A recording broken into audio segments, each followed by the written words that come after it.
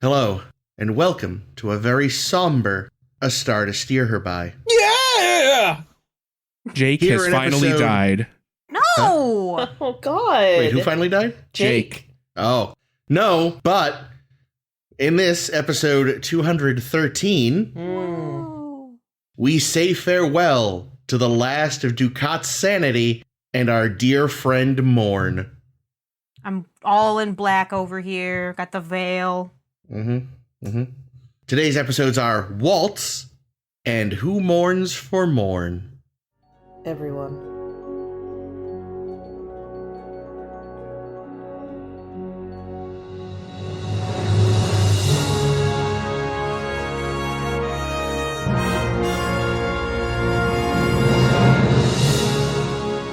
I'm Chris, and joining me today are... Ames. Caitlin. The ghost of Jake! Oh.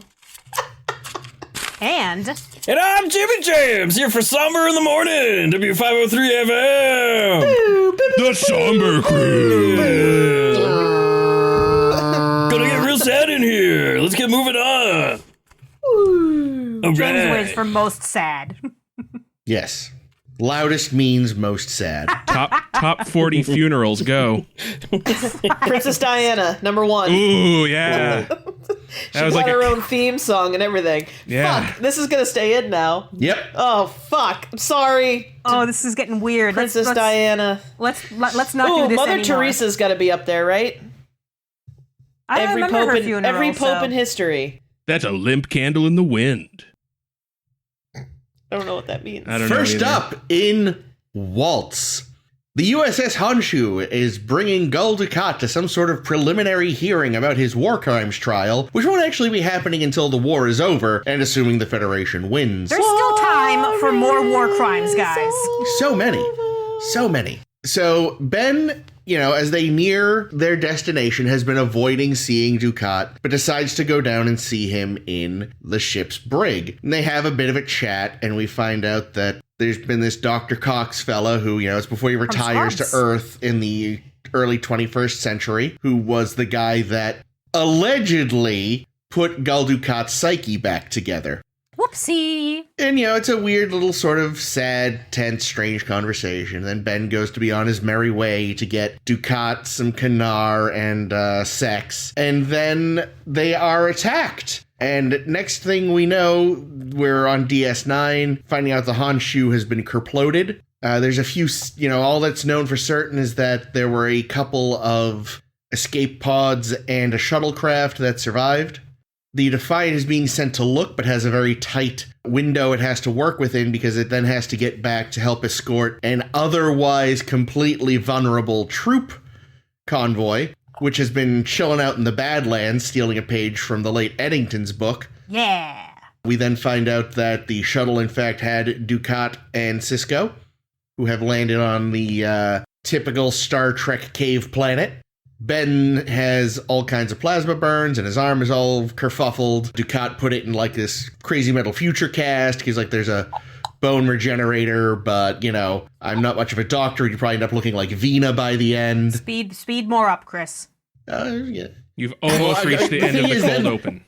Then the rest of the episode pretty much is Dukat and Sisko having a long talk. It's from Ben's perspective, it's between him and Dukat. From Dukat's perspective, it's between him, Sisko, imaginary Weyoun, imaginary Damar, thank you, and imaginary Kira. I feel like imaginary is taking away from, the severity of the situation. They are, mental illness hallucinations. Yeah. Yeah. They are, Dr. Cox Wait, did it wrong. That so badly. asshole. Weyoun just consistently mocks him for his failures. Which is Damar amazing. tries to build him up, and Kira just loathes him. And basically it's just that this is all about Dukat wanting Sisko to respect him. Maybe not like him, but respect him. Meanwhile, Sisko has worked out that the distress beacon that Dukat set up is in fact not actually transmitting. He secretly switches it on and gives Dukat a chance to be like, oh, look at that, it was off, and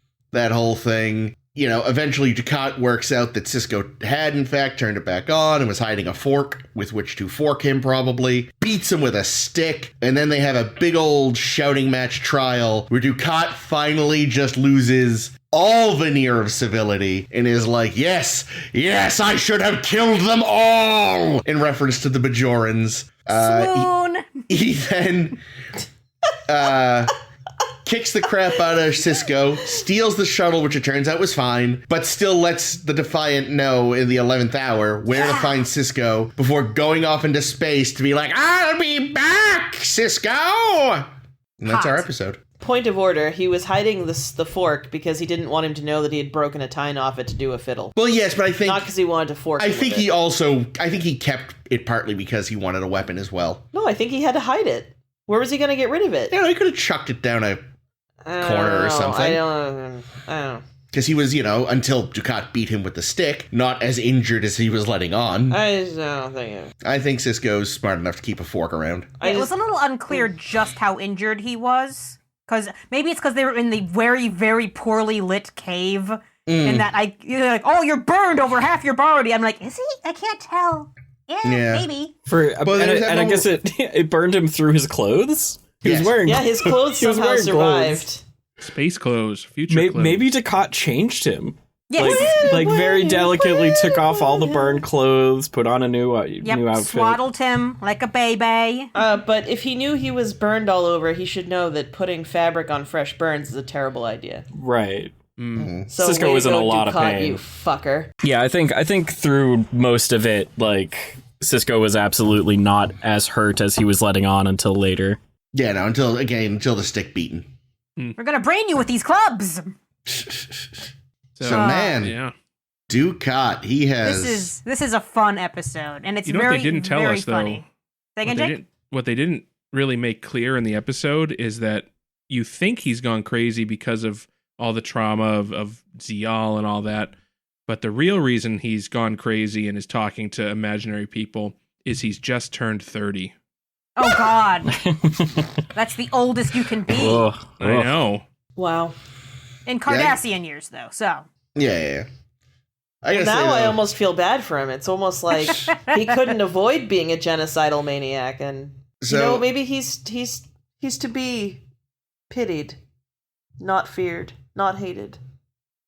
No, we can do all of them. Yeah, we can do all the emotions, and that's what I'm going to do today. That will make the sex better, am I right? I'm going to have all the emotions today, because this is a really interesting episode.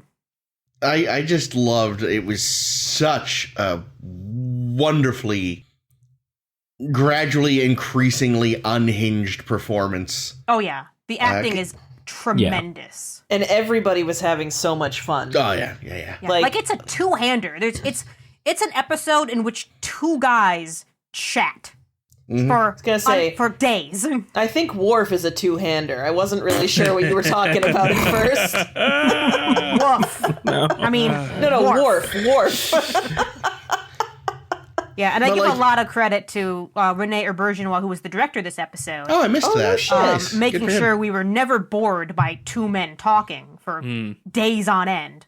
Was this one where he didn't have to prepare at the last minute because they fucked him over on the schedule again? No, he totally prepared because, like, keeping the action visually interesting while we're sitting in a cave and maybe occasionally having a hallucination, like, he did a good job, like, keeping me interested, keeping the tension, like, escalating, keeping the actors, like, doing so much acting. Yeah. So much. And, I mean, from the off, you've got a Lamo playing supposedly fixed Dukat, and even then, he's still clearly not the same character he was last time we saw him. Like, he's not, you're like, this isn't how I remember Dukat before he went cuckoo. Well, yeah, like, I mean, he's putting on, like, a sanity suit. Yeah. Ooh, I like that. Can it have, like, a zipper? Yeah, it does have a zipper. For but easier access? If you zip up too fast, you'll catch your penis in it. And that's basically what happened. Accurate. Is that what drove him crazy? Yeah. He zipped his dick? You got the beans above the frank. How do you get the beans above the frank? So let's get back to Dukat, because I've got some research that is very fun. Go for it. Because this was written by Ronald D. Moore, whom we all know and love, who aside from a couple stupid lines like, lions and geigers and bears, is a tremendous writer. And I guess the whole writing staff was starting to get weirded out by what a, rabid fan base Dukat was getting. To the point that the fan base was also kind of Dukat apologists. We've all seen the Dukat did nothing wrong people. They still exist. Yeah, people who think no, Dukat was right to murder fucking everyone. They don't consider him evil at all and all this thing. So they write this episode up as kind of a way to make sure, okay, we want to deal with Dukat, we want to make sure he's getting more and more evil. And this episode, I guess, a lot of those kind of fans just discount entirely and say it didn't happen. But they're it's so good. They're like, nope, we don't like that one because it's character assassination. Dukat, they just did this as a way to make him evil, even though he was such a well-formed character before this. All the Why things. do people always try to make Nazis look like bad people? Jeez. I mean, what's fascinating is I went into this thinking he was evil and went out of it thinking he was evil, but being pleasantly surprised by some of what I learned on the way. There's that brief bit where he actually talks about how, compared to my predecessors, I wasn't as bad at first. Yeah, which may have been true. It's just a flavor of his evil. Yeah, I ended child labor and increased medical treatment, and the death rate plummeted. 20%. It's oh, wow. So it plummeted 20%. It did not actually plummet very much. No, but I mean, still, it's wow, he actually kind of tried for 2 minutes. That's more credit than I ever gave him. That's because he wanted to fuck the Bajorans more than he wanted to kill them. Well, yes, but, don't get me wrong, I still, went out as thinking, yep, that's Dukat. But, I went from thinking he's 110% evil to 109.5% evil. It slightly improved my view of him. Yeah, I'm a little perplexed by just the concept of these, Dukat super fans, because I mean, you can still like a character in a piece of fiction, but also acknowledge that they're awful. And as a person. And exactly. I mean, as a person, he's awful. As a character, he's phenomenal. Yeah, exactly. Yeah. So I feel like some people maybe just have trouble drawing that distinction between possibly. Seeing a good character versus a good person. Right, exactly. I mean, Kai Wynn, great character, hate her guts. Oh, love to hate that bitch.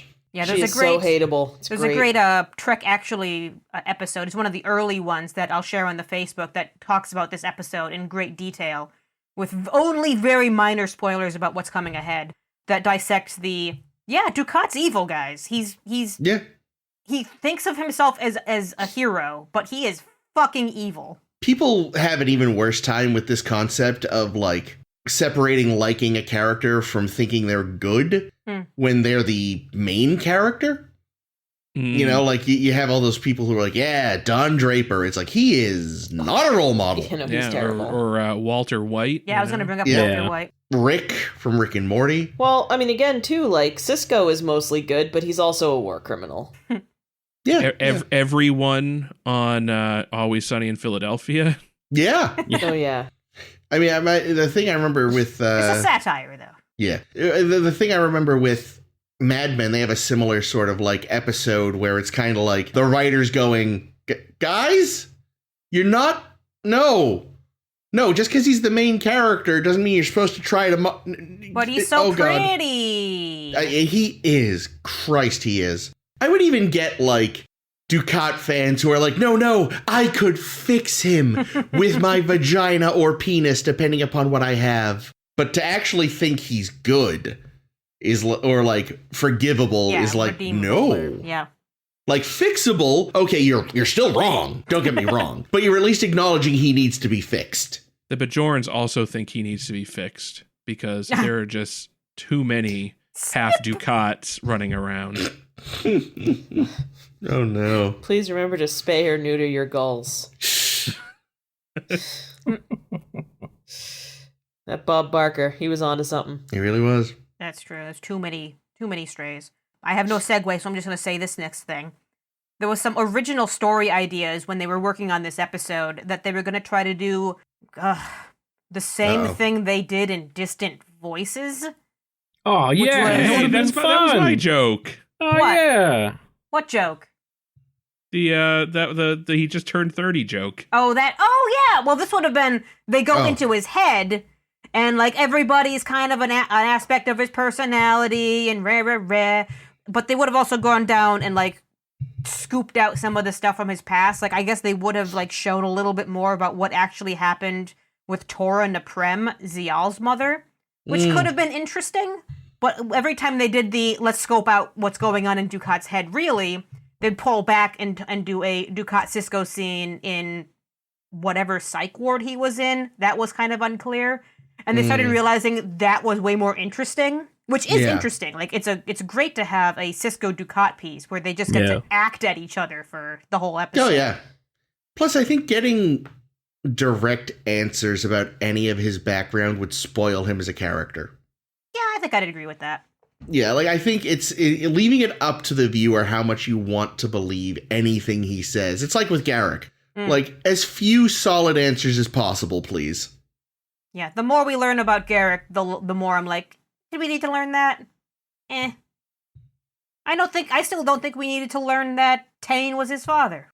But anyway, that was another episode. I like that, but I think in terms of Dukat, you kind of have the same situation here as you have with Garrick with that, unreliable narrator perspective. So when he tells you that he dropped the death rate by 20%, who's to say if that is accurate, right? Yeah. Regardless, you know that he means it. Like, right. But the reality of it could be just about anything. Could have turned out that there just wasn't anyone left to die. I mean, hell, when he tells us that, oh yeah, the Honshu was going down or sideways, it was going in space. Yeah. Going away. And yeah, this guy and I saved you, but then that guy happened to die. Do we believe he killed him? That? Oh, he totally killed him. Yeah, they got to the shuttle bay, and Dukat said, "Oh, here's a phaser." Pew. Yep, totally. Well, yeah, because this whole thing was fortuitous that the ship came under attack for Dukat, but everything after that he completely, engineers so that he can be in this situation. Ultimately, and he even says this, he says this to Baek Wei-yoon, I think, that all he wants to do is get Sisko to acknowledge his greatness, right? Yeah. And then I think that might be actually to fake Damar. He said it to one of his imaginary friends. Yeah. And then after that, presumably the next step is just to kill Sisko because he'll have validated his ego, and then Dukat can just get on the shuttle and leave. Yeah. Which I'm actually surprised that he didn't try to kill. Like, he actually tried to save Sisko in the end. Yeah, that was very unclear why he did that, because he brought up a very good point, which was, if the Bajorans see their emissary is gone, dead, something, they will fucking, implode. There will be a revolution because they will no longer believe in the prophets. They'll believe somebody else must have been the emissary the whole time. Like, their whole belief structure is shaky at best. Yeah. I think it comes down to, again, he still needs that validation, and he's going to get it. But that means keeping Sisko alive for now. Yeah, I think, so now Dukat's grand work is to literally annihilate Bajor, and I think he needs Sisko to see it. Yeah. Like, it's very, it is part of it. Like, he's like, I will show you what kind of person I truly am, and you will... it's like you will respect it. This is often used as sort of an insult to characters, but I, in this case, think that he's kind of grown into an almost comic book supervillainy. But in this case, I mean it as a compliment, because he's a better actor than a lot of those characters. Yeah, he'll make it real. He'll make it super cool. Yeah, but yeah, I think, James, that's what it is. Is like, okay, first I need you to see me destroy what you love, then I can kill you. And I mean, he's probably the kind of person that would be like, no one kills the bat but me. Yeah, exactly. My God, Definitely. There was an original line that they cut for, his threat to Sisko at the end, which was, you'll learn what it's like to lose a child. Whoa! And then they're like, no, that's too specific, because now we're worried about Jake, and we're going to spend the rest of the series worrying about Jake, which is not what we want. And I was already pretty worried about Jake while he was still on Turok Nor. So I can't go another season and a half of that. Yeah. Yeah, don't worry. He wasn't rejecting Rick Berman's advances, so he's probably safe. Oh, God. But that suggests that he was accepting Rick Berman's advances. Well, we don't know. No, I'm pretty sure Rick Berman is one of those self-declared super straights. Gross. If we could do away with that whole terminology, that would be great. Yeah, well. How boring it is to declare yourself super straight.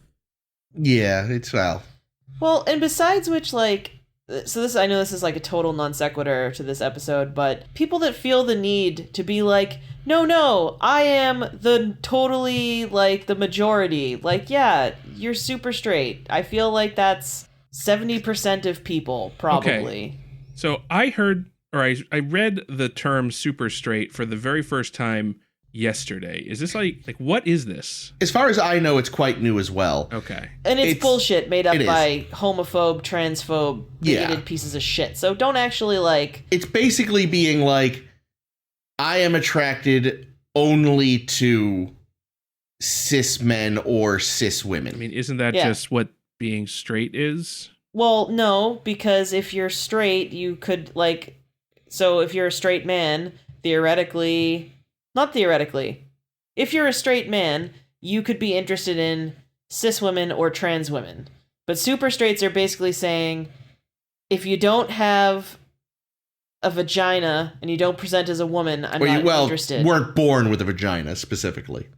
Fair enough. Fine. They also would not sleep with a trans woman who's had surgery. Right, and that's the difference. If you're straight, you would date a trans or cis woman. If you're super straight, just cis women. Yeah, they're making a statement out of their sexuality instead of just having a sexuality. Which, again, is ridiculously stupid, because the only reason that other people need to declare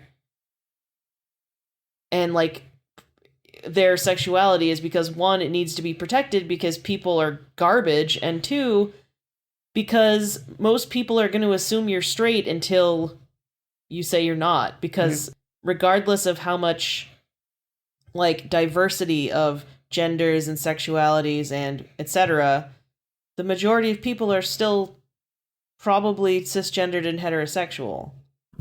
It dovetails really uncomfortably with concepts like white pride as well. Oh yeah, of course it does. It's just more of these people who are in no way oppressed, desperately wishing they were oppressed. Yeah. But that's neither here nor there. Yeah. Sorry, I got us on a tangent. That's okay. Although I'm sure Gul Dukat would like to pretend he's oppressed.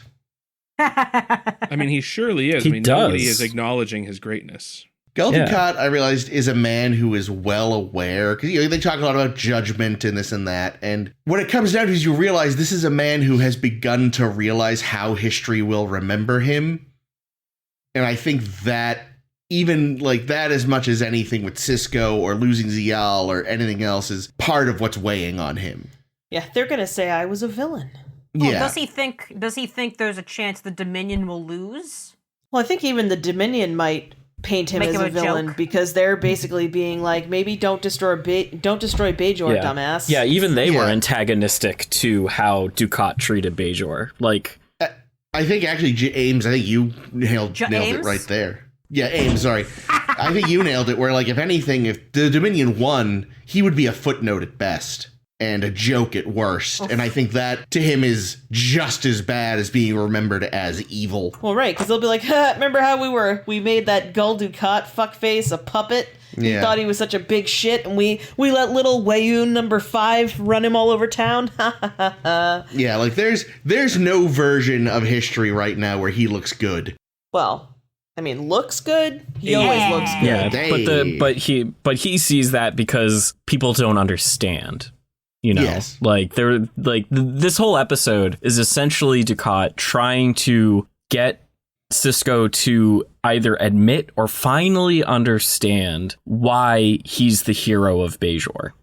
Yeah. Yep. And I think that really, makes it really interesting. And there's a lot of good like allegorical talk and stuff about like he's talking about his time at Bajor and taking over from the previous person. And he's like, see, I was doing really good. At the same time, he's talking about like this soup that he made, and he gives it to Sisko, and Sisko's like, it needs salt. And he's like, gives him salt, and he's like, see, I did it right. I did it your way. I did it better. You like it now, right? See, like I was doing things better. And Sisko just doesn't give in to any of that. It's pepper. like, yeah. Then of course pepper. And then he's just like, it's better. Like, but in a really dismissive, in an incredibly dismissive way, being like, yeah, it's better, but it doesn't really matter. It will keep me alive, unlike you. Right. And so there was a lot of really great dialogue about that. And I also enjoyed that this, despite what some people may have thought, like this entire episode is really, there's no retconning in it at all, I don't think. Yeah, it's all in character. Exactly, which is actually really impressive, because like a lot of shows in a lot of circumstances, when they wind up having these like big character moments where like you finally hear the inner workings laid bare, they usually use that opportunity to really tweak the character and like change the context of their previous actions to usually to make them less of a villain. Like any really long running show with villains will typically reframe them as heroes or not as bad later on, and they do not do that here. They absolutely like proclaim, no, he is exactly as bad as we have always portrayed him to be, and maybe worse. Yeah, that's actually why I'm glad. Was who was saying that? Were you saying, Ames, or you, Chris, that they almost did it like a flashback? Ames. Okay, because the thing is like flashing back to his like romance ? With Zial's mother would either paint it exactly as that, as some like romance where we're like, oh, Gul Dukat, what a charming man, look how good he is to Zial's mom. Or it would just be disgustingly uncomfortable because it would be that power struggle, like she really can't consent because he's literally like space Hitler, and and no matter what it is, like he's incredibly deluded, which is fascinating for his character, into thinking he's so fucking great. Oh, it's because he's a narcissist. Yeah. Classic narcissist. In fact, I want to talk a little bit more about some of these delusions, specifically the crazy, the breakdown that he had that is making him see these hallucinations. Which is an interesting thing to add to an episode to make it look dynamic and all this thing. I think there are a couple elements that I would have really, really thought would really make this episode pop. And that would have been, A, not clue us in that it's a hallucination until maybe a scene later to think maybe Weyoun might actually be here. Might have been interesting. And also, B, where's hallucination Zial? So I thought about that. Yeah, tell me more. And I think the fact that she isn't there is actually super important, because that was his like last only connection to like some sort of decency. Well, not just that, but she's like the only person who ever really liked him, I think. That's true. Like she loved him and respected him and wanted him to like approve of her and love her up to the end, in spite of what she might or might not know about who he was. Like, and that's why, because she wouldn't be there antagonizing him. Well, but not only that, but she's also not there to reassure him either. I think it's a symbol of the fact that, like, if she was there, you could still say maybe there's some hope for recovery. Oh, that's true. Yeah. But if she's not there, that's it. He just gone. If they had wanted to include Zial, they could have done that instead of Damar. Yeah. Like, Zial could have pretty easily slotted in there. But no, I think the entire time he's not talking about Zial at all. Like, no, his mental state has absolutely nothing to do with her. It literally is only Sisko will respect me. Yeah. Or Sisko already does and doesn't admit it. I also wonder, because I feel like Dukat and Weyoun. Kai Wynn have kind of the same problem with Sisko. And that's that they both want desperately what he has, which is to be worshipped by Bajorans. Which is a baseball. Yeah. So part of it is that, Dukat feels like, at least he feels like, I should say, that he has earned through his many good deeds the respect and admiration of the Bajoran people. And yet here is, this interloper, Sisko, who has just showed up and within a week of being there is, almost a godlike figure. And we're still, like, they've worked so hard to try to get this acknowledgement. He just is given it and doesn't want it. Right. For a while, he actively rejects it practically. And until he finally sort of begins taking it more seriously around, what was it, season 3 or 4, where he's like, all right, there's some perks to this, and he starts to fall in love with Bajor as a planet and stuff like that. But, like, yeah, it's bad enough that here's this guy given everything you ever wanted, and he's just like, excuse me? Yeah. Yeah, so, as much as it's about him wanting Sisko to acknowledge how great he is, I think he also wants to, usurp what Sisko has. Basically, Sisko has everything that he wants. Yep. Yeah. I agree. Good point. Including a less complicated relationship with his actual child, never mind the metaphorical children of Bajor. And an actually great recipe for jambalaya. Yeah, Sisko would not need to be told to add salt. No. Yeah, that's a pretty huge good oversight. cook should ever need to be told to add salt. Well, I mean, maybe they don't have salt on Cardassia. Yeah, I kind of wonder if salt makes him froth at the face like a slug somehow. Oh, no. Weird. It wouldn't. There's no reason why it would. As usual, I am going to talk for a short period. As usual, I watch these episodes with my friend, who I watch all these episodes with and always bring up to give credit because where it's due. And one of the things we really enjoyed most about this episode is how it really goes into, like, the colonizer mindset with Dukat. And how they really do just say, like, this is how it tends to work, right? The colonizer mindset is always you go into a place and you look at everyone and you're like, I'm better than them. I know I'm better than them. Once they admit that, I can help them. I will civilize them. Exactly. And but it expands well beyond just colonizer. It's just like, that is the patriarchy mindset. Colonizer mindset is the same, just writ into government policy over continents instead of, within families or within interpersonal relationships. And Dukat had a whole lot of really great lines where it was like, he was talking about the Bajoran people and he was like, they wanted to be treated as equals and was just disgusted. And, he's like, if Bajorans want to be treated like equals, then X. They should take those earrings that same out. kind of anti-feminist rhetoric. Yeah. He's like, look at their culture, look at their government, look at their religion, look at their art, everything about them. He was like, they are like worthless and uncivilized. And if they would just listen to us, we could fix it. And that exact attitude is responsible for a absurd number of problems in the world, full stop. Yep. It's one of the reasons why, even charities, when you look at charities, people tend to be like, oh, it's like we give money to charity, we're good people. And then you look at the charities and they often tend to have the same colonizer mindset where it's like, we are better, we know what we're doing, we're going to go to you less civilized people and tell you how to do it correctly, often without any of their input. And then if they get uppity about it, it's all of a sudden it's their fault that these things are going wrong. Anyway, that's part of my big, long rant. Dukat is a good discussion on that kind of stuff. Because, Caitlin brought up, the very point when he was going on about that. Oh, I was saying that he was talking about things that were quantifiable. Yeah, subjectively and objectively true or not.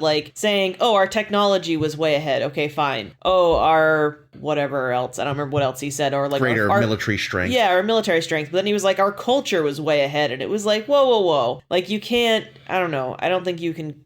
That's not quantifiable. No. That's right. And yet is exactly the kind of thing colonizers do at every opportunity. They will go in and steal all of the art they think is useful and nice and throw it into the British museums. And then, talk down to the very people who created the art. Yeah. That was something that actually caught me off guard and surprised me somewhat this episode, is I had never realized that part of the idea was that they were going to more fully colonize Bajor someday. Like, I always figured Bajor was strictly being used for its resources, and then once it was bled dry, they'd probably just, kick it to the curb. But he did mention that the long-term goal was a larger-scale Cardassian colonization effort, and that's like, wow, that's even worse somehow now, because, like, you gotta make room for these people. Where are they gonna live? I don't know. Oh, dear. I'm going with...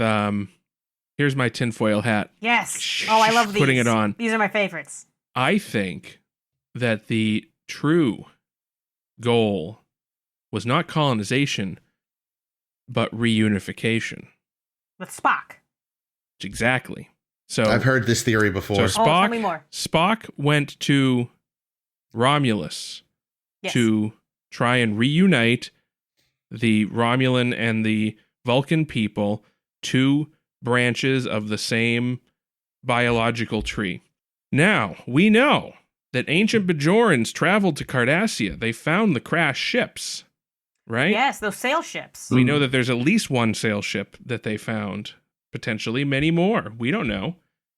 Is it not entirely impossible that Bajorans traveled to Cardassia, an uninhabited planet, and colonized it? And the Cardassians are their descendants. We know that Cardassians and Bajorans are biologically compatible. They can have children together, so they are potentially, if not very closely related. Well, everyone in the galaxy can procreate together. Yeah, but it's implied that some of them are harder to do than others. Okay. Weren't the sail ship... Oops, sorry. No, go ahead. No, I thought the sail ships were, like, within the last maybe, like, 600 years or less.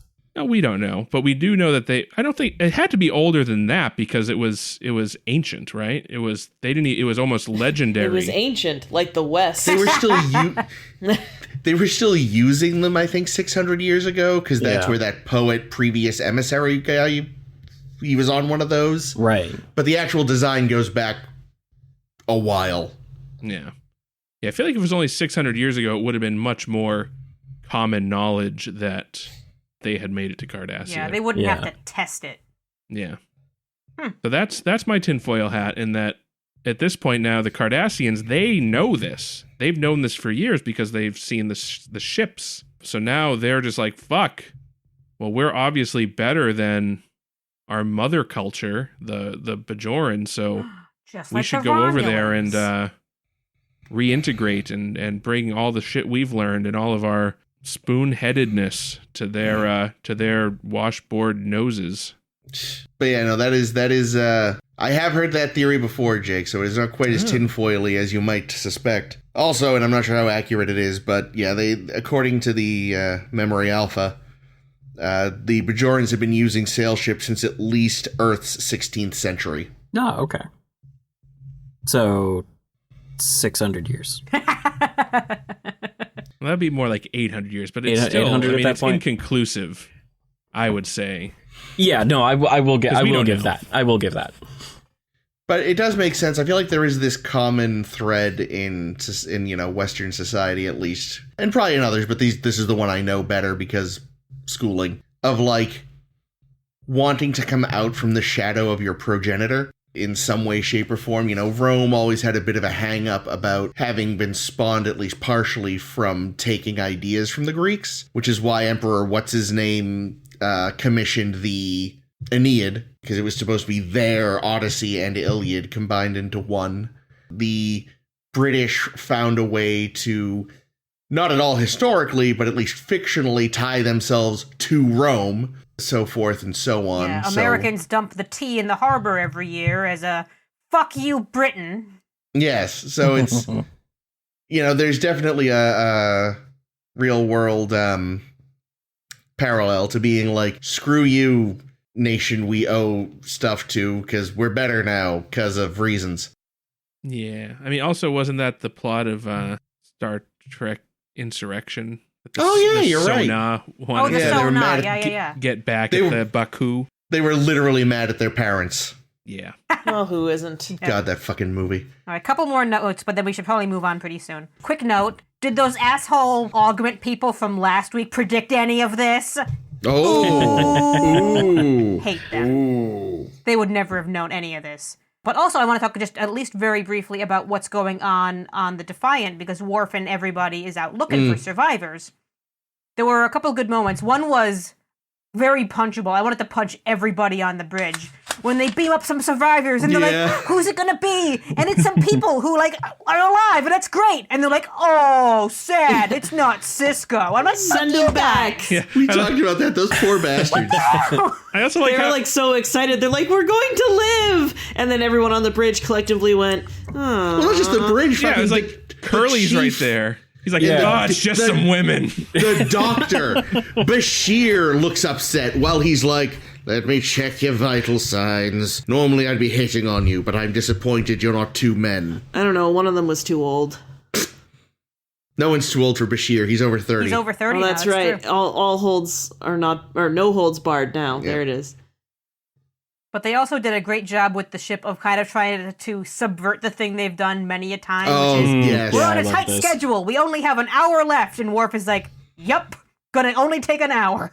Yeah, no, I did like that. It's like, but it also makes sense, so there's a troop carrier that's like in the Badlands hiding out, and it's like maneuvering so that it can go defend a part of the border, and it's 30,000 troops, and they are absolutely unguarded. So when they come out of the Badlands, they will just be 30,000 troops without any space guns, so that any ship could pick them off. Like, I'm glad that they were finally like, you know what, maybe we should actually do our job instead. And there was even a whole discussion where, like, so they're talking to Kira, and Kira is reiterating the orders, which is like to go garbled. Protect the convoy. Garbled And transmission. it was kind of garbled. And so Bashir was like, I didn't understand a word of that.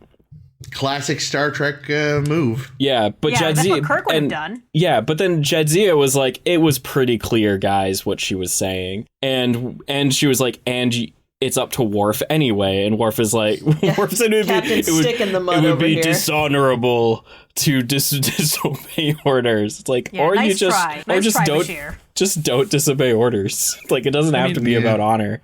I mean, this is also like a flip of the thing that Spock pulled in Star Trek VI when they were being ordered. I think they were just being ordered back. Yeah. Whatever it was, Starfleet was ordering them, and he was like, well, tell them that we're having trouble with the hoodly-what's in engineering. Yep. And they're like, but there's nothing wrong with the hoodly-what's. He's like, isn't there? Go break something in engineering. Vulcans don't lie my ass. Well, no, This was if- more of a yeah. If Spock ordered you to go break something in engineering, Spock could then, without lying, say something is broken in engineering. It's true. Getting around not lying, it just means you have to take an extra step or two. Yeah. Mr. Scott, go piss in the warp core. But I think Already the fact Guys, is you that want to kill them all. I feel we can safely say that any other captain, if anybody else had been in command of the Defiant other than Worf, those troops would be dead. What would So Sisko dead. do? Right. Sisko Would have stuck. If Sisko would have stuck around, if it was just looking for Dukat. Cisco would pull a crazy stunt that no one else would do, risking everyone's life for no reason. He'd like plow straight into a sun just for fun. Just for fun. Well, now the real question, as you posited, Caitlin. Did I? Mm-hmm. What was my question? Well, he's got a nemesis again. Is he gonna fuck it up too? Like we did with Eddington? Yeah, that's what I was like, well, Eddington made you look like a fucking idiot a couple times and then just up and died. You didn't actually beat him. So, you Eddington saved your life. You sure you wanna? Okay. Dukat's gonna call up Sisko and taunt him with like, so have you read The Count of Monte Cristo?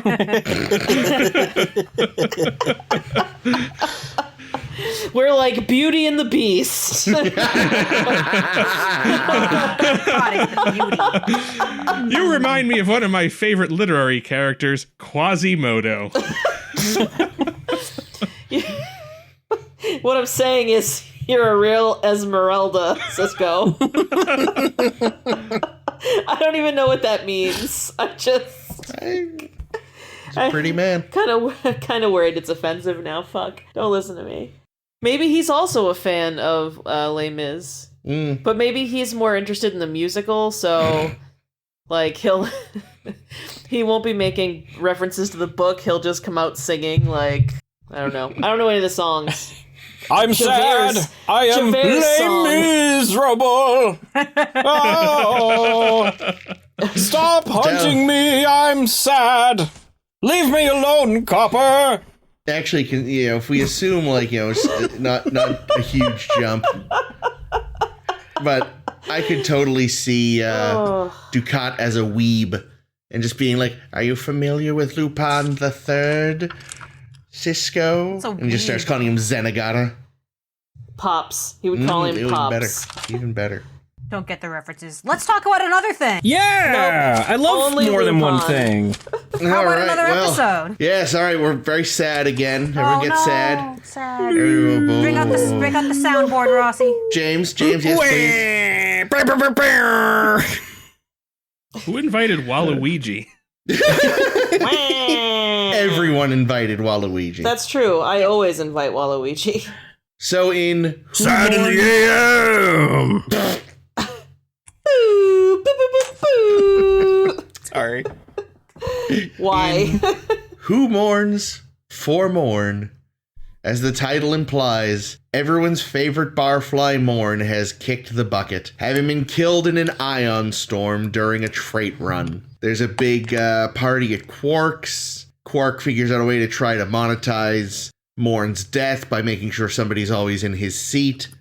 And then to his great joy, he finds out that 1, Sisko was Morn's executor apparently, and 2, Morn left everything to him. But as far as he can tell, everything is a mud bath and yet another.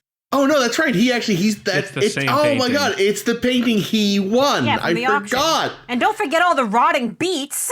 Yes, and a bunch of rotting beets. Rotting beets and a Matador black velvet painting. Morn's into some weird shit.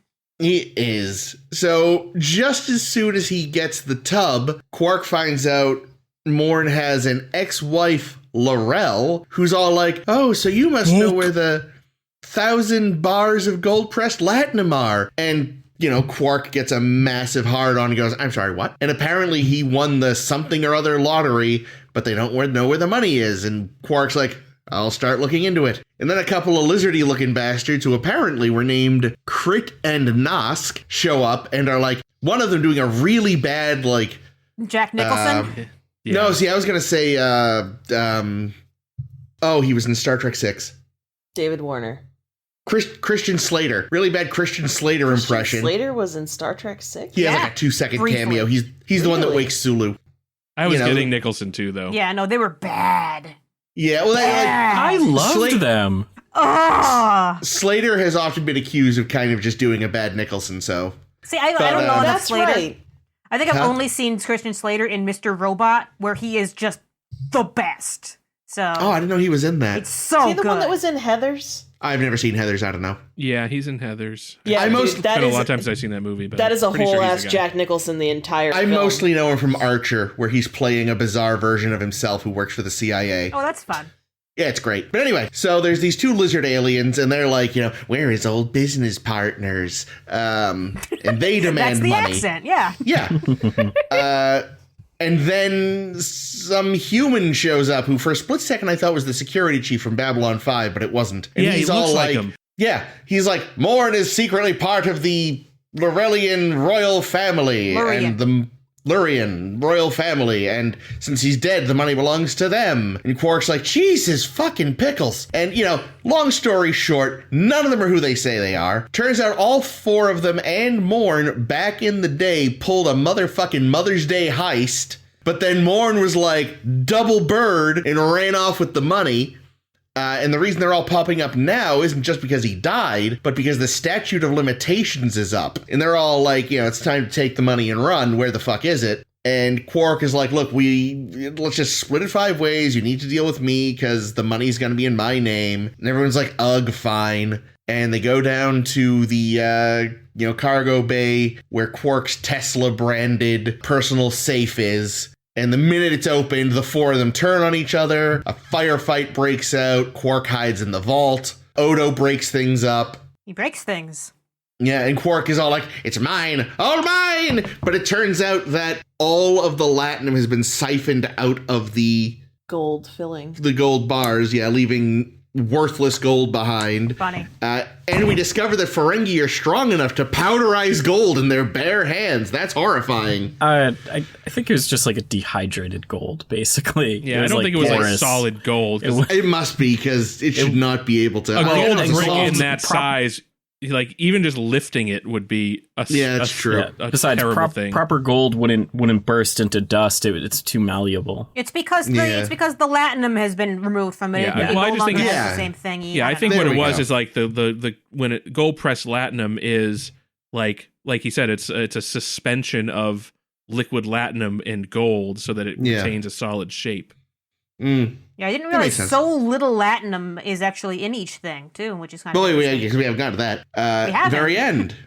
Very end, Quark's at his bar, he's pissed off, he's got some rotten beets, a demudded tub, a broken painting, and gold powder, which, maybe he can put it in the drinks to make them pretty. And then, oh shit, Morn's alive! He reinvents Goldschlager. Yeah, there you go. And Morn takes his seat, and before he can explain everything, Quark figures it out and gets all annoyed at him. But then Morn reveals he had hidden the latinum in his second stomach and spits out 100 bars worth to give Quark for his troubles. Bricks worth for his trouble. And yeah, it's like half a shot glass at most. Like an ounce at most. Yeah, so there's barely any latinum per thing. Like there must, like a strip must have like an atom of latinum in it. Mm. Well, what's interesting though is that apparently, so L'Rell, right? She pickpocketed. There was one real brick, which was in Mourn's safe deposit box, and L'Rell pickpocketed it. So presumably, if she didn't know about the that Mourn had hidden the real stuff, then she might have managed to stash that somewhere. Do we think that one still had the latinum in it, or do you think he unlatinumed all of them? I'm assuming that one still had it, because otherwise, like the whole point of that one was to lead you to the others, or to lead Quark to the others. Yeah, that's true. And if anyone's going to maybe check it. Yeah, and Quark, if he realized that it was fake, he might not have followed through with the and plus without the latinum, it doesn't have that shimmer that they talk about. Or that sound. Yeah, it must make a nice like like fingers on a water glass. Yeah. Oh, I like that. Well, Quark, earlier in the episode, Quark is playing what's it called with Jadzia? Yeah. Tongo? And Tongo, and he bangs two strips little together. Ones. And it makes a ding. Oh, that's good foreshadowing. Yep. Yeah, and they also like drop the exposition that it's amazing that somebody thought to suspend liquid latinum in solid gold. Yeah, that was like the first time. Worthless gold. Yeah, the first time they actually described what it means to be gold pressed latinum. I was grateful though. I've always wondered what the fuck it was supposed to mean. Now, which is it, Armin? Is gold valuable? Or is it worthless? Damn it. Because the first time we met you, when you were fucking what the hell's the Ferengi word for captain? Damon Chrysler there. You were like, they make their comm badges out of precious gold. Listen, well, also, in Little Green Men, wasn't there a thing where they were going to try to get some gold from the humans? Maybe the bottom just fell out of the market. I mean, maybe. Well, I think because they knew that at that time humans valued gold. Mm. He loves gold. Yeah, I know. That's one of those little nitpicky canon things I don't actually care about, but it is funny that it was Armin Shimmerman both times. Yeah, that's true. That's funny. Armin Shimmerman fucking acted his ass off, and I loved basically everything he did in this episode. It was You liked a goofy episode? The thing is, aside from the two lizard monsters doing a very terrible accent, they were lovely. I hated them. If they were played straight, I would have fucking loved this episode. But as it stands, like, it's a good episode. It's some great Armin Shimmerman being absolutely out of his mind. Mm. Well, it was nice too because we got to see Brunt FCA there, and Kira, and to a lesser extent Damar having a really big lot of fun in the previous episode. Getting to see Armin Shimmerman go crazy. That was pretty good. Yeah. Oh, by brunt FCA you meant Wei Yun. I get it. I meant Wei Yun. I get it now. That's who I meant. Took me a second too. There was a great line that Armin Shimmerman had, and it's the easiest thing, but he had the best delivery. Where I think it's Dax tells him, "Don't be fooled by a pretty face," and he pulls this pearl clutching, "Not me," and I loved it. Yeah, right before Jadzia wipes the floor with him. I mean, he must be used to that. Yeah, I was gonna say he's some kind of masochist or something, and just or sadist, whichever. I think he likes having her beat the ass out of him. And she always she's way better. Always wins. She beats the Nagus. She's got several hundred years experience with the game. If we assume it wasn't just learned by Curzon, which is honestly what I assume. But so at one point in the episode, they go to the assay office again. Yeah. Which is that the first time it's come up since the first or second season? When Probably. That's when they were still doing the Wild West stuff. And so they had this old style assay office where you could go get things.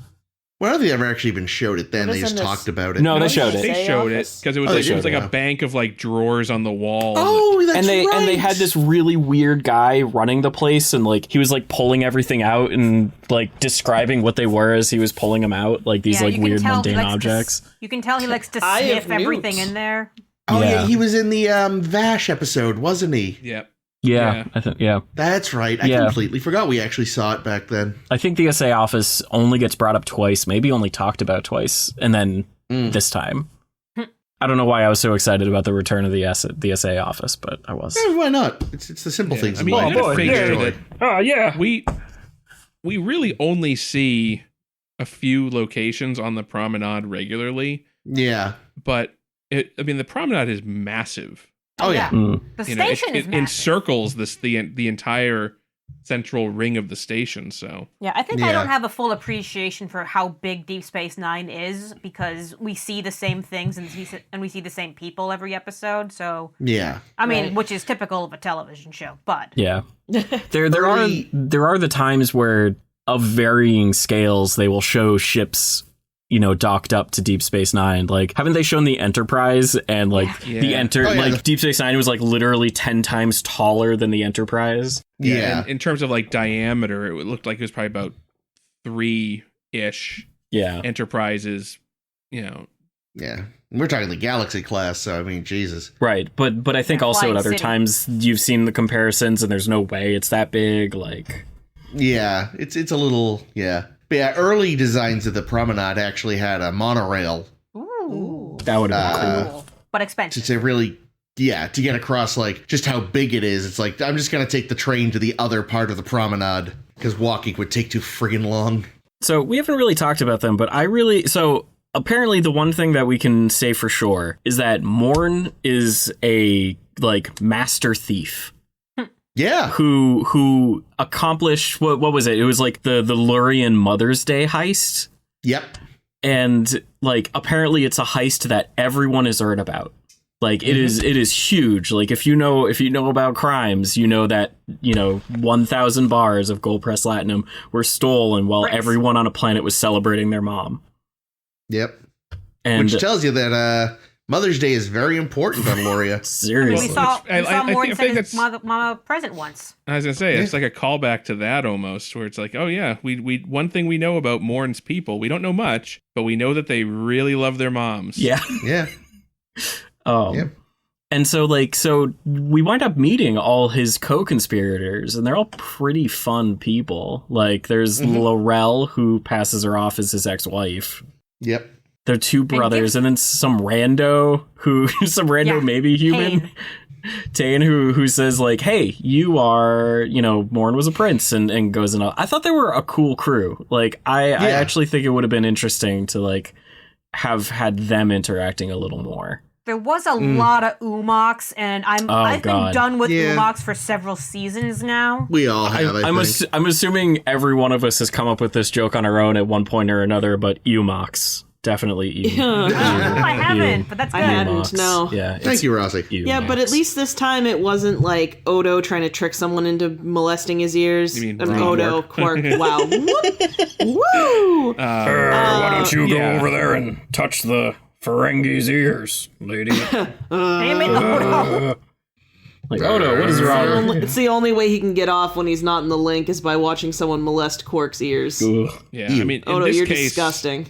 In this case, the Umox was, Lorel using it as subterfuge so she could pickpocket him. Right. Yeah. Which Although it was is also an acceptable use of Umox. It was also barely subterfuge because they both knew what was going on the whole time. It was very weird, but the Umox thing is just absolutely uncomfortable, and I really don't like when it shows up. It's just, ugh. Well, and again, it's always like, it strikes me as being like grabbing someone by the nipple in public and just being like, do. Yeah, they were like, in I the can't hallway. imagine. Come on. Dude and Quark like a radio. Yeah, it's so yeah, for him it's like more like rabbit ears, like What's I don't funny, know, but yeah, it's stupid. Is if you go back to that scene, which I don't know really wants to do, but if you do, he at first does a very admirable job of keeping her hand away from that part of his chest. Like, he very consciously grabs her arm and keeps not the it nipples. down. Not the nipples, where but the where the bar goal is. Yeah. Yes. Because at first she starts reaching, like, she goes to paw that part of his chest. And he's like, nice try. But eventually he slips and lets her hand get up there, which I thought was some very nice, subtle physical acting. That, he kind of was trying to protect that area. She was going for it. Why was she going for it? Did she know? Because I think she really somehow knew it was there. Because I think when she first stopped him, I think she just put his hand against both his chest, hands against his chest, and probably felt it there or something. Or again, yeah, she's just a professional thief and could see the bulge in his clothes or something. I don't know. Well, what does that have to do with his breast pockets? Ayo. Well, she also could have been, spying on him the whole time he was in Odo's office. It wasn't like they were being terribly subtle with what they were doing. Or alternately, again, like one of the first things he does is keep her hand away from that part of his jacket. She must have been like, well, there's something there I want. True. Of the other criminals, despite Ames's feelings on them, I liked Crit and Nask. I especially liked Nask. Well, no, I loved there's this one. So they have a confrontation, and it's just standard, we're kind of criminal tough guys, like, give us money. No, do the accent. I can't. But I like the accent. Only one of them has it. I preferred Nosk, the brother, anyway. Stupid one? He's not stupid, he's just a little slower, that's all, in processing what's going on. Was he the one that tried to math and mathed wrong? Yes, he did. Yes. And then I groaned. 1,000 bars among 5 people, 250 bars each. And then in the background, he's like, wait. Yeah. And then did he really? And then fucking I Hayne. missed that. And then fucking I like that they didn't scratches acknowledge himself it. in the With his face gun? with his gun. They are not the brightest people. No, I loved them. Like, Jesus, I loved safety all on. of them. What are we doing? Morn was probably the one that kept them from hurting themselves. Well, it's clear why he got away with the money. Yeah. But Crit and Nask, so at one point Nask like breaks the black velvet painting over Quark's head, and then later Crit and Nask like bust into an elevator Quark's in, and like Crit holds Quark down and says, "My brother has something he wants to say to you," and Nask is just, "I'm sorry about the painting." Okay, that was like, kind of cute. And he's totally feels serious bad about it. He's and like, threatening him at the same time. He's like, "You made me upset. I don't like being upset." And then at the end of the conversation, he's like, "By the way, I am really sorry about the painting." I loved them. Yeah, they were fun. They got a little even too with the cartoonish. weird accent. Yeah, I'll give you that. But Yeah, I did like enjoy. looking at this as a Ferengi episode, because it's more a Quark episode than a Morn episode, which is kind of a shame. But I have notes on that for a couple minutes from now. And normally when we see things like, when we go to Ferenginar or some shit, like the goofy shit is usually let's play sexism and ableism and racism off for laughs, and it makes me feel like, God, this is silly and dumb and also wrong. This was just kind of silly and dumb and light and fun. Yeah. Still not my cup of tea, but I like it better than that kind of shit.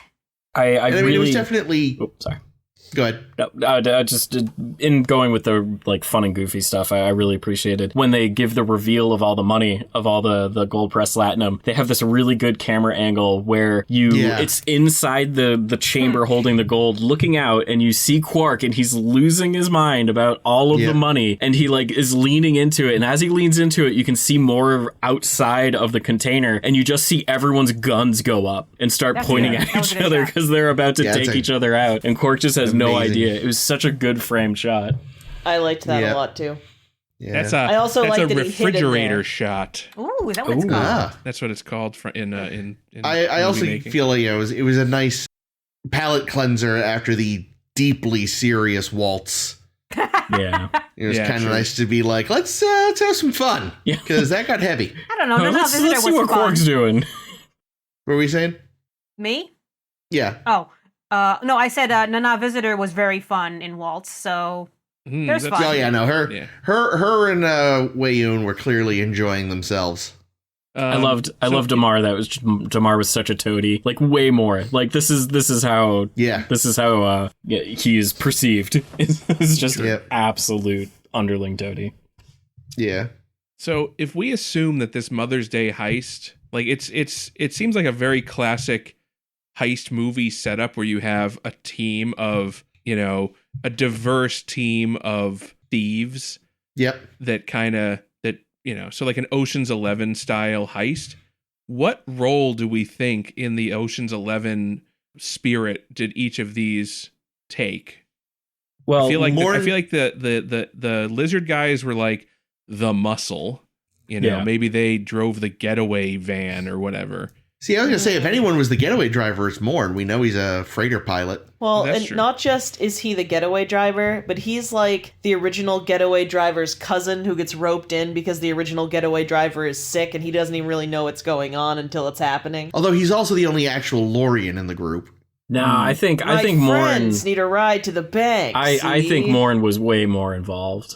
I suspect with all the other intentionally unseen descriptors of Morn, like very talkative, very great, like yada yada yada. Jadzia has a crush on him. Right. Spars with Worf. He must have. Oh, that's right.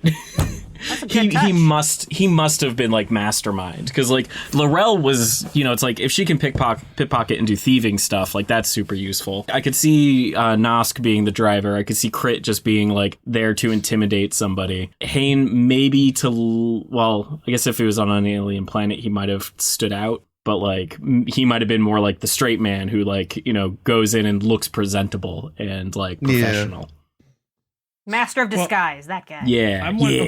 Here's how I think it went. Oh no! See, I haven't seen Ocean 11 in a long time. So Laurel used her feminine wiles and her pickpocketing skills to get close to a security guard at the bank and lifted their credentials. I'm imagining the montage in my brain right now. Yep. Hain is an expert at social manipulation and he's a lockpick. He's expert at getting through security systems. So he did that part. He got, so she had the credential, but then he still had to like open the vault without setting off the alarm. Yeah. I think I'm going to say that Crit and Nosk were just like straight up muscle. That they, or maybe they like dressed in guard uniforms and like escorted the big thing of gold to the waiting ship and made it look official. And then Morn, I agree. I think Morn actually was the getaway driver because that's how he managed to get away with all of the gold and disappear from them. I think what I'm learning from this is that I really wish we had gotten Morn a Star Trek story instead of Solo a Star Wars story. Yeah. Maybe we could lobby Viacom to make a short trek of the Mother's Day heist. That would be fun. That would be real fun. It's a great idea. Yeah, I think some of the short treks are a good place to put this kind of stuff because I feel like most I'd even take it as an animated thing. I'd even accept animated. Sure. Yeah. Okay. That could work. Now Actually, they could put it into Lower Deck, not Lower Decks. Prodigy. No, I don't know. I was going to say Lower Decks, but then again, that takes place after this. So actually, so does Prodigy. Getting back to Morn, though. So yes. I know, like, the writers, they got a lot of fucking story pitches about Morn.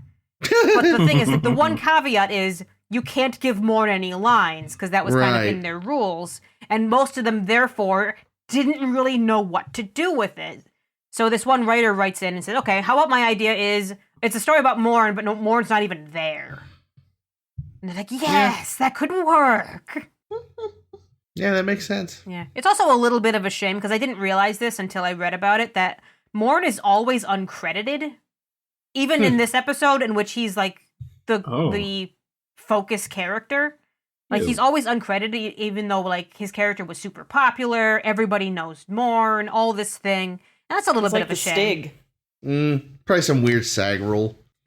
He also got to play the Bajoran that they put in the chair in the funeral scene. Oh, it's funny. That's cool. That's Which is cool. a nice that was Morn's actor that that was Mark Allen Shepard. Oh. That's fun. It's funny too, because the guy like looks very confused. Like, he's like, I actually didn't realize this was happening. I was just here for a drink. Okay. I love that Quark makes this big speech, and one of the big points is always keep Morn's chair filled. So that he has customers. But like, so Bashir walks in and O'Brien is doing like really important fine control work at the bar, and Bashir's like, shouldn't you be doing that in like a lab? And he's like, I'm keeping Morn's seat warm. Like, he's like really, really offended. And then like, Good man. and then he gets up and he's like, I gotta go. And then Bashir sits down and, O'Brien says, good man, and like walks off. And then Bashir just kind of like starts tapping the table. Like he actually had some really important stuff to do and now he can't leave. Well, no, the thing is, he was there for a drink, but it's one that apparently only Quark makes well. Oh, Quark isn't coming out. So now he's like, I gotta order something else. He wanted to order. Must be a Sumerian sunrise. No, he wanted to order. It was a Tilamine froth. He rolled the R. Yeah, it was Tilamine froth. Probably involves an egg white. I was gonna say it sounds like egg whites, like a whiskey sour type situation. Yeah, so now he's got to decide what drink he wants instead, because I guess only Quark can make it right. I thought the end bit in which Morn is back, but he still can't have lines because he's Morn. It went on for so long that it got really kind of just weird that he had no lines. I was like, wow, this is like a 3-minute scene of Quark talking. It's because that whole time he was working up the latinum loogie. The latinum he had stored in his second stomach for 10 years. Thus causing himself to go bald. I want to see Morn with hair. I do not. I bet it was glorious. I bet it was friggin' Fabio hair. All right. I bet it was amazing. I bet he had a mullet. I bet he had all the fucking party in the back. In my imagination, until recently when it was shattered, but in my imagination, Morn with hair was just a Wookiee. like it's not like hair on his head. Like, no, he's an actual Wookiee. And if you changed Chewbacca, discovery? You would get a Morn. But we saw another Lurian in the season of Discovery. But the thing is, they didn't have hair either. So I'm calling bullshit. I think that the creators of Discovery just assumed that Lurians were bald based on Morn. Wow. And didn't do the research to find out that no, they actually do have hair. Are they Morn even is just fucking bald. fans? Those two just happen to shave their heads. It's a stylistic choice. They had shaved their whole body. Latinum. They had to get rid of all of that Chewbacca body hair. In my mind, Morn with hair, Elvis style pompadour. Like big, black, slicked, he would put a comb through it every so often. He's already got a sort of almost a biker look going on, so. He was a greaser? Yeah, he's like Fonzie. Did he have cigarettes rolled up in his sleeve?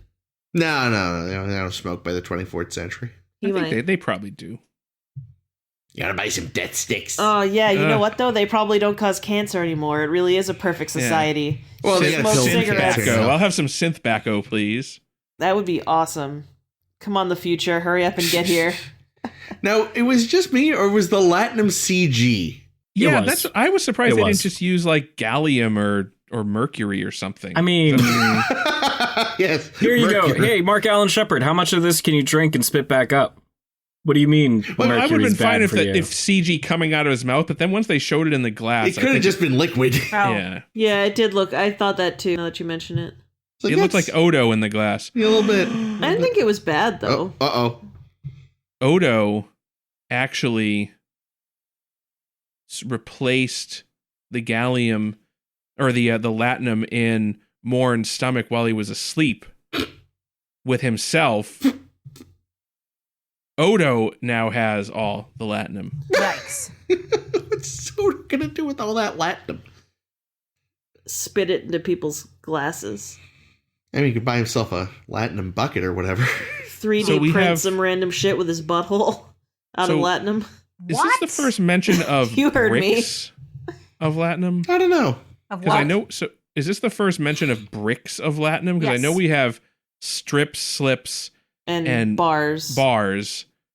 I always, it was implied that a bar of gold pressed latinum was a fairly valuable thing, but now we have bricks, which is like untold amounts of wealth. Next size up is a house of gold pressed latinum. Yes. A drum of grape. What is it? A drum. I think a drum of Cheetos. Cheetos. Now, I'm going to say that the next size up is a Zek, and that the top denomination of latinum is always named after the sitting nagus. There we go. And each nagus just has to add like one tiny atom of latinum to make theirs the biggest. Yep. I wonder, do you think since gold itself isn't of any value, do you think the head on the Nagus's cane contains latinum inside the gold head? Probably. That's a good idea. Why would you make a cane out of gold? Why wouldn't you or latinum? Why wouldn't you just paint it? It's not even real. Well, it's a paste replica. No, I'm so it's wealthy I can have money that I can't use because it's in a weird shape. Right, exactly. Yeah, it's whatever those words are for when you want to look important and good, and you have a thing that makes you look important and good. A facade? No, I know what you mean though. Yeah.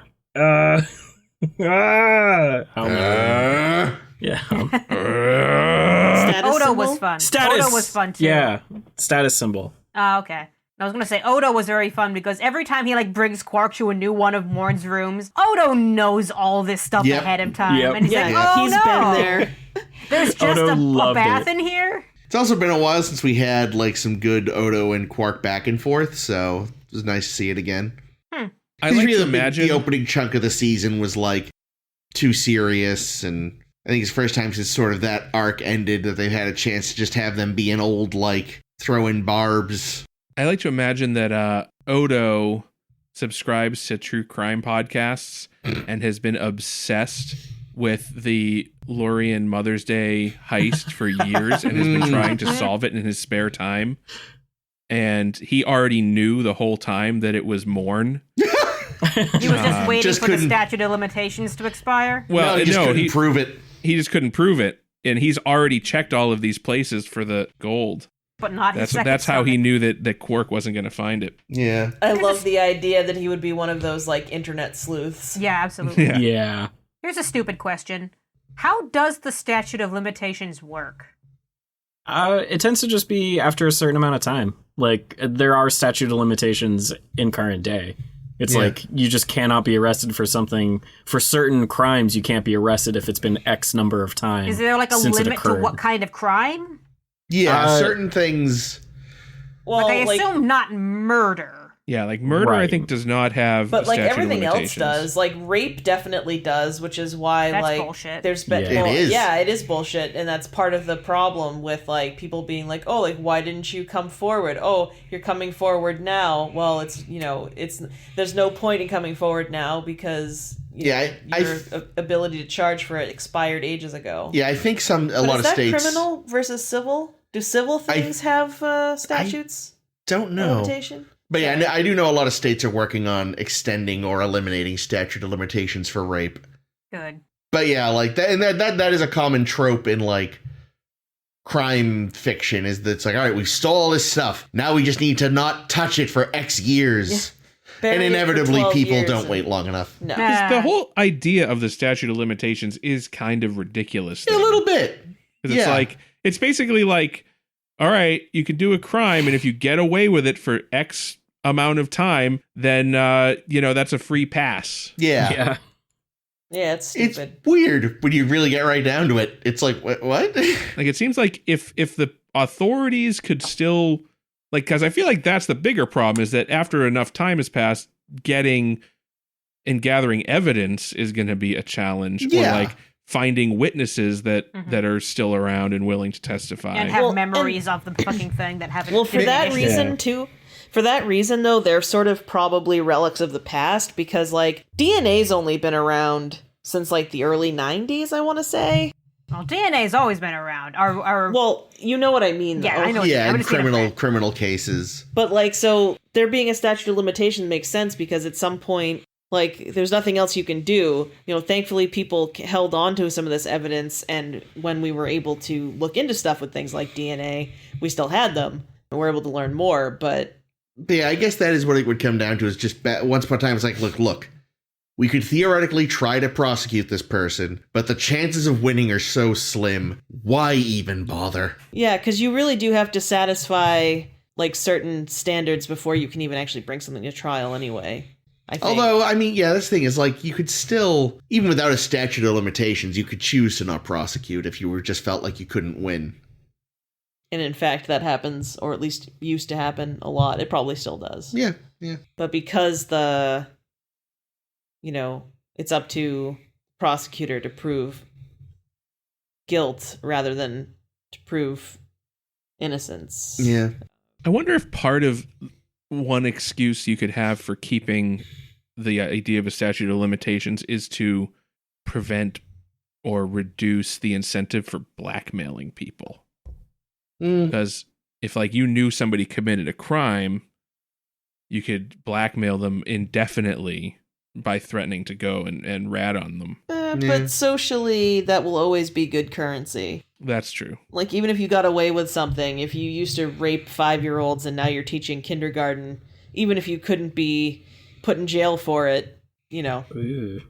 The fact that a statute of limitations is involved in this case, though, does imply that they had the perfect heist in which nobody got killed, or at least nobody on the side of law and order got killed.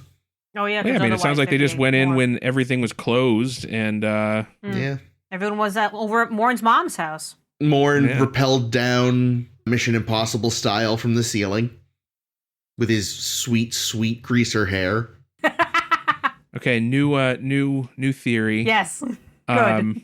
All Lurians are biologically male, and there is only one queen. Only one mom. So Mother's Day is literally the queen's birthday, and it is the biggest holiday because she's everyone's mother. It's funny because I was sort of thinking something similar when they talked about their Mother's Day. It's like that episode of Futurama when all the robots go to pay homage to mom. Yes, it's not Mother's Day, it's Mother Day. Yeah, exactly. Happy Mother Day. Well, it's not Mother's plural day, it's Mother's Day. Seriously, Mother apostrophe S. Right, the day belonging to Mother. Someone get Paramount on the phone. We gotta write this. Yeah. I think we just had a great brainstorming session for a Morn spin-off series, and I think we're gonna EP this shit. Star Trek Morn. It'll have like a really serious opening, just like Picard. It's gonna be beautiful. Amazing.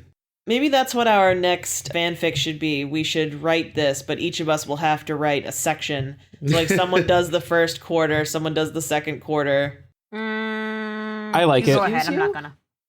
What? I like it. Ames says no. No, you can just write it for fun on your own. I don't want to. Speaking of next, what are we doing next week?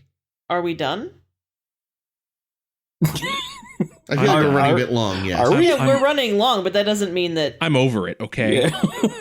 Well, I also feel like we were starting to run a little out of steam. I was trying to cut us off at the pass. You could have. Instead of just You could have trailing checked off in. awkwardly. You could have checked in with us first and been like, This is a real fun episode. Anyone else have anything to say about it? Hey, James, do you have anything? Not that I can really think of. I don't think I even have any of those weird little like one-off things I put in my notes that I forgot about. I liked during his funeral scene there was lots of extras and many different aliens. They really pulled out all the stops to have all the people there. There we go. That was it. Thank you. I have Great, one now I thing. have to keep all that. God damn it. I just want to mention that something I forgot to bring up in the first episode, rather, is when Dukat and Sisko are like having a chat and hallucination Kira is there, like shit talking the hell out of Dukat. Yeah. One part, we're watching it, and it's when she's like, "Yeah, you're a vile piece of shit, you fucking scumbag." And then I, imitating Avery Brooks, went, "Why do you have a boner?" Yeah, Avery gave great face. He gave such a great face when he realized that's out of his mind. Yeah, it's like, Go with it. You're talking to people only you can see. This just changed everything. Dr. Cox is fired. It was pretty great when Sisko is like, let's just pretend Kira's not here. Yes. Because she isn't, you fucking loony. Oh, poor guy. Anyway, Oh man, can you imagine what would happen if Dukat ever met Mirror Kira? Oh man, I ship it hard. There would be that's hot. babies. That's super holy hot. shit, he would be calling her mommy. My God. She would be stomping on his balls. I was So just, much. I was just gonna say, just Dukat dropping to his knees and saying, "Step on me." Okay, that's the fanfic we gotta write. The only thing, well, I'd be happy to write that. The only thing I can think of is worse is I once saw a porn where a guy was like jerking off to completion, and when he started to come, the woman just like punched him in the nuts as hard as she could. Oh no! Why? It made him come a lot more. Oh God! I'm pretty sure that's a scene in Antichrist. Oh, well, I haven't seen Antichrist. Is that the Don't. movie? Is that the movie with the seen snow some caps, right? Awful porn that someone That's the showed me. Snowcaps movie. Sponsored by Snowcaps. Jesus Christmas. Run. All right. Well, on that note, Good. Now we've got the good segue to go out on. Hooray! Send help, please. oh God, if you liked that, you sick fuck, and you want to hear more, yeah. Whew. You can find A Star to Steer Her By wherever fine podcasts are sold. You can find us on Spotify, Stitcher, Apple Podcasts, Google Podcasts, and SoundCloud. Sorry. You can find us on Facebook by searching for A Star to Steer Her By. You can find us as SSHB Podcast on Twitter and Tumblr. Or you can find us at www.sshbpodcast.com, our home on the web. Next week, we're going to discuss 2 more great episodes about Deep Space, woo! 2 more great episodes of Deep Space Nine, Far Beyond the Stars, and One Little Ship. Oh man, and Far Beyond the Stars is one of the really famous ones. Mm-hmm. Oh yeah, were you just telling me that? Yep. Okay. So you better fucking like it. Whoa. Send help. Anyway, I have been Caitlin. I have been Jake. This has been Chris. This has been Ames. Hi, I'm James. Bye, James. Yay! Oh, Thanks, James. Bye, I'm James. Do you have anything to plug, James? Nope. Hi, James. I'm bi. I was thinking about that the other day. Hi, bye, I'm Dad. Love it. Yes. James, take us out on some of that good morning. Yeah! Yeah! You've been listening to the AM Morning Crew! Oh my god, Morning Crew! Holy shit! Oh, I didn't even catch that. It's so good! The Morning Crew. Oh, yeah. Oh shit! I love it. I hate myself. Morning crew. Who mourns the Mournsman?